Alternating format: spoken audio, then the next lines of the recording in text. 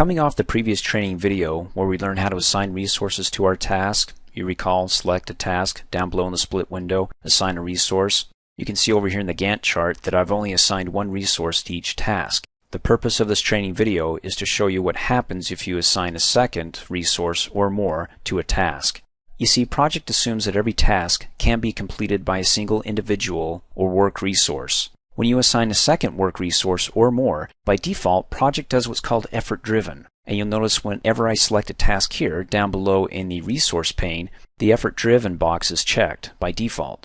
Effort-driven is where the more work resources that are assigned to a task, the less time or effort it takes to complete it. What kind of time or effort are we talking about? Well, there are three different types of time fields that are linked or connected between a task, as we see up here a task, and the work resource down below, wherein when you change one, you're going to affect the two other fields. And these are the fields. For the resource, you have two fields that affect time. You have the units and the work. For the task, you have the duration. And again, remember that the units, when you're saying 100%, you're actually talking in hours. 100% is 8 hours, 50% is 4 hours. In other words, you're applying the full unit, the full rider, his total 8 hours a day. So see if this makes sense. 8 hours times 5 days is 40 working hours. Now, like I said, if you change any one of these fields, it's going to affect the other field. So the whole purpose of this training video is when you assign a second resource to the task up above that you see here, so we have Rider 1, then Rider 2. When you assign it, what of the three fields do you want to remain unchanged or fixed? And you can see right here, the task type is fixed units, fixed duration, or fixed work. Those are the three fields that are connected.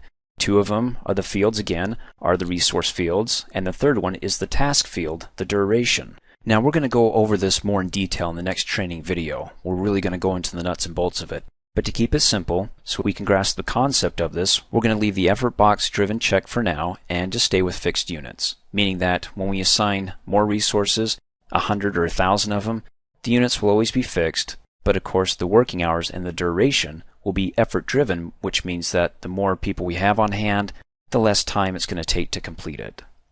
Okay, so let's look at task 5 here. It's 2 days long. It says 2 days down below as well. We have one resource assigned to it.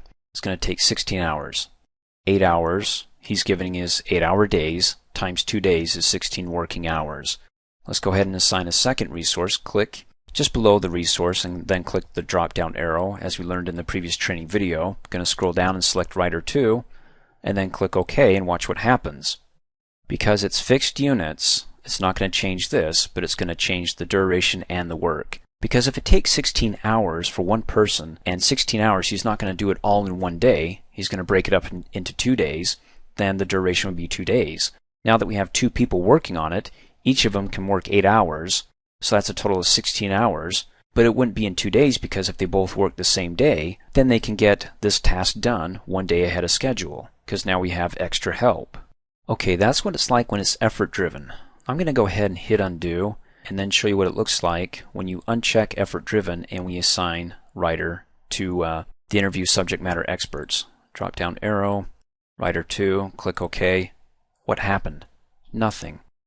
The duration didn't get cut, the working hours didn't get cut. In fact, now we have 16 plus 16, 32 hours in 2 days. So what you're saying here is that perhaps you want to control this. It's not necessarily always going to be cut in half. So you could come down here without being effort driven and just say this is actually just going to take this person 8 hours and click OK. What happens? Nothing changes. The duration, nothing. You get more flexibility down below, I would say, in that you can control the duration, the work, and the units fields without being effort driven. I'm going to go ahead and hit undo a couple of times, get back to where effort driven was checked. And let's just do one more here. So I select another task. How long does it take? 5 days. If I assign somebody else and it's effort driven, click in the field down below so we can scroll down and let's choose administrative assistant on this one and then click OK.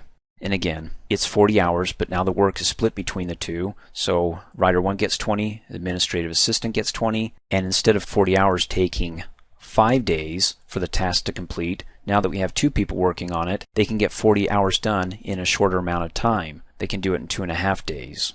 So that again is by default what effort driven means. The more resources you dump on it, something's going to be cut. The work, the duration, the units, Well, if you don't want the units to be cut, then make sure it's fixed. So by default, it won't be cut. Now that doesn't mean that you can't come in here manually and mess around with it and then click OK. Sure, you can do that. But by default, when you're not messing directly with the units and you're just assigning resources to it, it's not going to change the units, okay? You have to do that manually. I'll hit undo. And again, another way of saying effort driven, when you uncheck it, you're keeping the task static, independent of the resource from its units and work. As a side note, this isn't the only place you can assign resources down here in the split window, or let me come up here and select another task. Up here on the taskbar, on the standard toolbar, clicking on the two dudes, you can also, let me scroll over, drag this divide bar over to the right, so we can see the task over here and still see the resource name. You can actually come over here in the resource column, click in it, click after the first resource, hit the comma, and then click on the drop down arrow, and then go ahead and select another. And it'll add it, and just hit enter, and then come back up here and you can see it's added down below.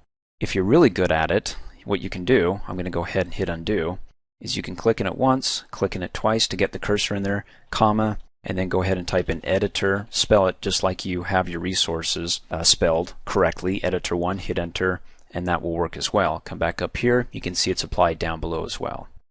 Of course, you get more options if you type in the resources name field, click on the little smart tag, the drop down arrow, and you'll see that the smart tag says, hey, I notice you added a new resource.